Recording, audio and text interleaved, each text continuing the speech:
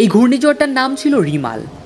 নামটা যদিও অনেক সুন্দর, কারো কারো কাছে এটা গল্পের মতো, কারো কাছে এটা সর্বনাশী, কারো কাছে নিজের জীবনের শেষ সমাধি, যে লুটে নিয়েছে সারা জীবনের বড় আবেগের শেষ আবাস কিংবা কর্মস্থল। লাখো লাখো মানুষের জীবন জীবিকার শেষ সম্বল কেড়ে নেওয়ার আগে একটুও কি হৃদয় কাঁপেনি ঘূর্ণিঝড় রিমালের? যেখানে সারা দেশের মানুষ বৃষ্টি নামার আনন্দে করেছে খিচুড়ি বিলাস, ঠিক তার বিপরীত চিত্র উপকূলের বাসিন্দাদের অনাহারে করছে দুঃখ বিলাস। তলিয়ে গেছে বহু নিচু জমি, জলাবদ্ধতায় আটকে আছে হাজার হাজার মানুষের আবাস। নিঃশ্বাসে নিঃশ্বাসে ছাড়ছে দীর্ঘশ্বাস। পশু পাখি জানমালের হয়েছে ব্যাপক ক্ষয়ক্ষতি, হারিয়েছে কেউ কেউ বেঁচে থাকার আত্মবিশ্বাস।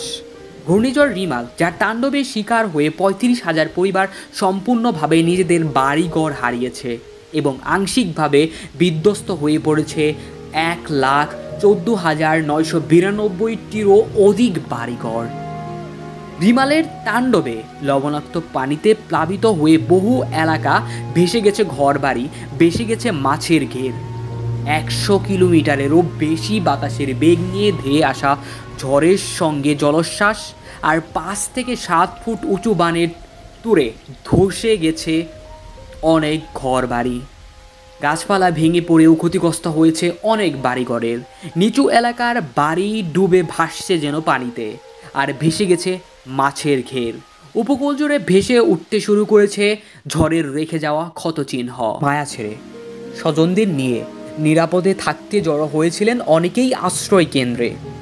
আতঙ্কের সেই কাল রাত পেরিয়ে সকালের ভাগেও প্রবল তাণ্ডব চালিয়েছে ঘূর্ণিঝড় রেমাল। তাই সোমবার সকালেও ফেরা হয়নি বাড়ি। বৃষ্টি ভেজা মাথায় বিকেলে ফিরে বাড়ি দিতে হচ্ছে মাথায় হাত। ঘূর্ণিঝড় রিমলার প্রভাবে খাগড়াছড়িতে মাটিরাঙ্গা উপজেলা ভেঙে পড়া একটা গাছ সরাতে গিয়ে রাসেল হোসেন নামের এক ফায়ার সার্ভিস কর্মীর মৃত্যু হয়েছে। ঘূর্ণিঝড়ের এই ধ্বংসযজ্ঞের ব্যাপকতা আরও বেশি হতে পারত যদি সুন্দরবন না থাকতো, কারণ সাগর থেকে উঠে আসা কালমুখিনীর প্রথম আঘাতটাই সুন্দরবন অনেকটা কমিয়ে দেয়। সুন্দরবন না থাকলে প্রতিটা ঘূর্ণিঝড়ই আরও কয়েক গুণ বেশি ধ্বংসাত্মক হয়ে উঠতে পারত।